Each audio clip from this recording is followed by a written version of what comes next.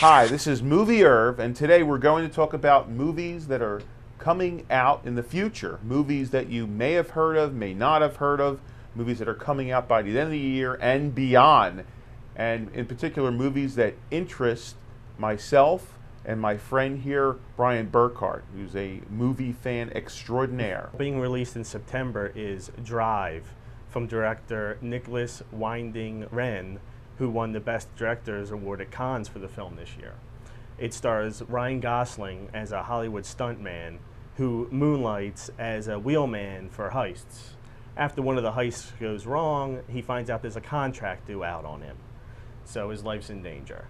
It's got a really high-powered cast: Carey Mulligan, Bryan Cranston, Christina Hendricks, and in an unusual bit of casting, the lead villain is played by Albert Brooks. Oh, so that should be interesting. In itself. One of the more interesting little tidbits about the film is the director is a self-confessed carophobe.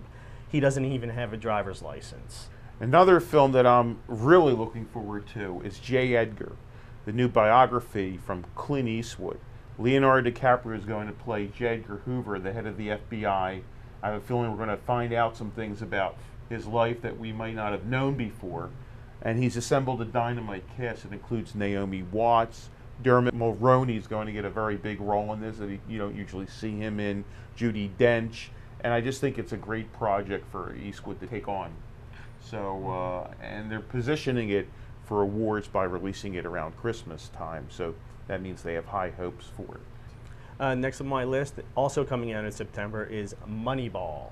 Oh, yeah. It's based on a true story of Billy Beane, the Oakland A's general manager, who used cybermetrics, which is these really in-depth baseball stats, such as pressure innings pitched, batting average on balls in play, in order to field a competitive team on a limited budget like Oakland has. Now, Brad Pitt plays Billy Beane, and the cast is full of excellent actors, some more comedic like Jonah Hill, Robin Wright, Christopher Pratt, and as the A's manager, Art Howe, is Philip Seymour Hoffman. Hopefully, Moneyball will be to baseball as The Social Network was to the internet. The next choice I have, which doesn't have any scheduled date yet, is Twixt, which is the latest film from Francis Ford Coppola. Now, I knew he was making another film. He's done some experimental films lately.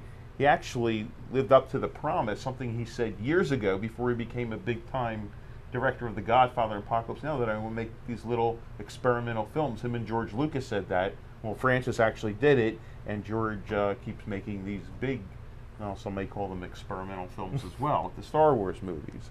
But anyway, Twixt, Coppola has revealed, is a horror film. The little that we know about it involves a writer who goes on a promotional tour and he encounters a ghost. The cast is intriguing, to say the least. He gives Val Kilmer a bone by giving him a major role in a film, not sort of these direct-to-DVD movies he's been doing. And he also has Bruce Dern, who I always welcome in a movie. You know as soon as you see him that not everything is going to be kosher with him. He's using digital video like he has in his recent films like Tetro and Youth Without Youth. And I think this is the one that's going to deliver. The other two have been interesting experiments, but I have high hopes for this one. Tinker Tailor Soldier Spy, which is based on the 1974 John le Carre book. It was previously made as a BBC miniseries, yes, as well, with Sir Alec Guinness. And I'm curious about this one because the miniseries was 6 parts, and to condense a story so sweeping that it took a 6-part miniseries to tell into a 2-hour time frame has my curiosity piqued. The cast is first rate. It stars Gary Oldman as Smiley, which was the Alec Guinness part. It also is Colin Firth, Ciarán Hinds, John Hurt, Thomas Hardy, Mark Strong, and the actor with the best name ever, Benedict Cumberbatch.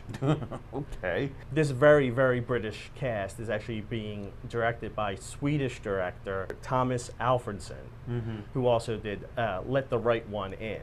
Hopefully it's in the vein of 3 Days of the Condor, The Quiller Memorandum, and just an intelligent thriller something with more meat to it. My next choice for a movie to look forward to is The Raven, and this comes out probably in April of 2012, and it stars John Cusack as Edgar Allan Poe, who gets involved in hunting down a serial killer, and it happens at the end of Poe's life. It kind of sounds like Time After Time, where H.G. Wells comes back to track down a killer. The director is James McTeague, who did V for Vendetta. Was one of the pals of the Wachowski brother and sister, or whatever they are, the brothers. But anyway, The Raven, at first I thought, yeah, this could work, it couldn't work, it might not work. But I saw the picture of John Cusack as Poe, and I think he looks really good. So I have good feelings about this film. Next on my list is A Dangerous Method, which is the third collaboration between director David Cronenberg and Viggo Mortensen. Mortensen plays Sigmund Freud. Wow. Michael Fassbender, who just made a big splash with X-Men First Class, plays Carl Jung. And the movie follows their sometimes bitter rivalry, and Keira Knightley's in it as a patient, and also features Vincent Cassel in a supporting part. So the movie's being released probably sometime in December, right around the holidays, for Academy Award consideration, mostly for the performances, which should be just gangbusters. Okay, my next choice is called John Carter, aka John Carter of Mars. I don't know why they dropped the of Mars, but this film seems like it's been in production for 4 or 5 years, and it's based on the Edgar Rice Burroughs story, and it's all about a Civil War soldier who gets hurled onto the Red Planet, and the adventures that he has. Expect big special effects, but I think you're going to also have a degree of intelligence and not just CGI effects here. Taylor Kitsch, who I'm not too familiar with, he was in Friday Night Lights. He gets the big lead role, and there's all sorts of great actors in this film. Ciarán Hinds, who seems to be in every other movie these days, he's also in it. The director this time is Andrew Stanton, who started with Pixar. It seems like these Pixar directors like Brad Bird, who did the new Mission Impossible, are getting away from animation and doing some live action stuff. The next film is the one I'm looking forward to the most. It's a welcome return to the silver screen after a too long 12-year absence for The Muppets.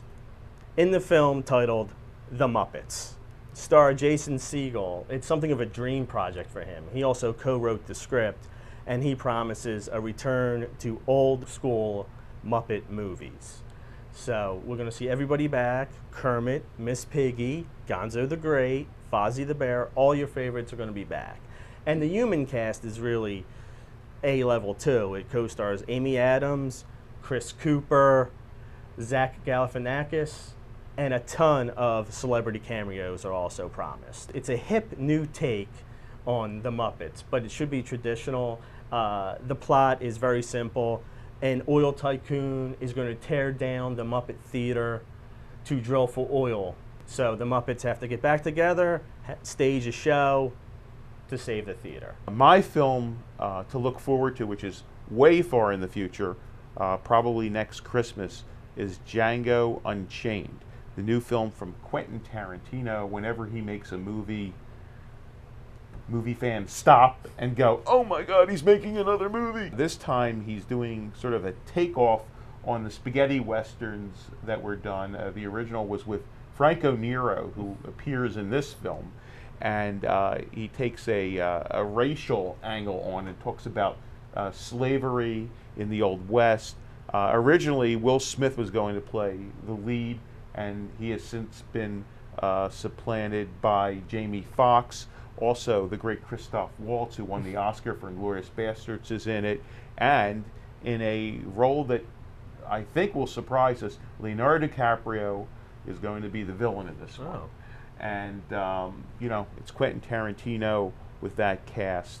I think it's gold. So that wraps it up for the movies that we're looking forward to, the end of 2011 and 2012. Thank you, Brian, for pitching in here. And if there's any movies that you're looking forward to, please let us know. This is Movie Earth signing off.